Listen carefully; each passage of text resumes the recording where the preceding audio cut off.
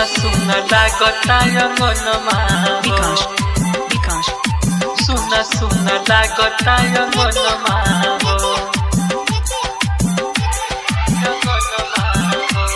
माँ गिरजा recording studio Phulhar. एक गोलनवा के बिना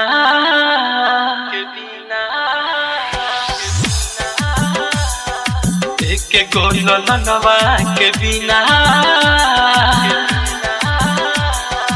एक गोलनवा के बिना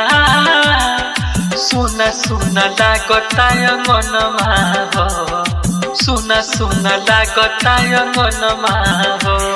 हे छठी मैया पूरा दिया सरवा ए छठी मैया पूरा दिया सरवा देता लोग नमा हो एक गोलनमा के बिना एक गोलनमा के बिना सुना सुना लागता अंगनमा हो सुना सुना लागता अंगनमा हो हे छठी मैया पूरा दिया सरवा ए छठी मैया पूरा दिया सरवा देता लोग नमा हो एक गोलनमा के बिना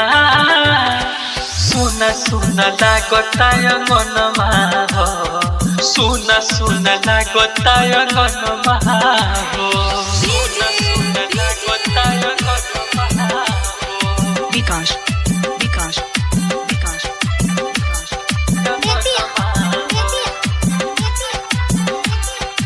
एक गोलनमा के बिना सुना सुना लागता अंगनमा हो ठेकुआ पकैनी हो दौरा सजैनी हो और खाले ने पानी जल में हम खाले ने पानी जल में हम ठेकुआ पकैनी हो दौरा सजैनी हो और खाले ने पानी जल में हम दे दियो चरवा के सुखमाई हो लागता हो मोर जिंदगिया बेकार चाही न हम के जन धनमा चाही न हम के जन धनमा दे दिए गो गोदी के खेलनमा हो दे दिए गो गोदी के खेलनमा हो एक गोलनमा के बिना सुना सुना लागता अंगनमा हो सुना सुना लागता अंगनमा हो विकास विकास विकास अखन अहाँ सब सुन रहल छी फुलहर से माँ गिरजा म्यूजिक के प्रस्तुति। सुना सुना लागता अंगनमा हो घटवा पतहरेला ए छठी मैया हम बीज बजबैले बानी पवना के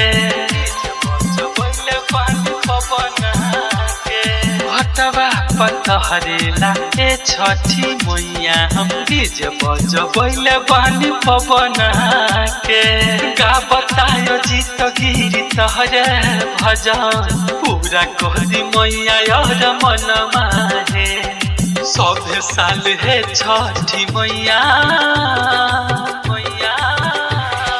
सब साल है छठी मैया करतानी तहरे पूजनमा हो करतानी तहरे पूजनमा हो हे छठी मैया पूरा दिया सरवा ए छठी मैया पूरा दिया सरवा देता लोग नमा हो एक गोलनमा के बिना सुना सुना लागता अंगनमा हो सुना सुना लागता अंगनमा हो मिक्स बाय माँ गिरजा म्यूजिक फुलहर।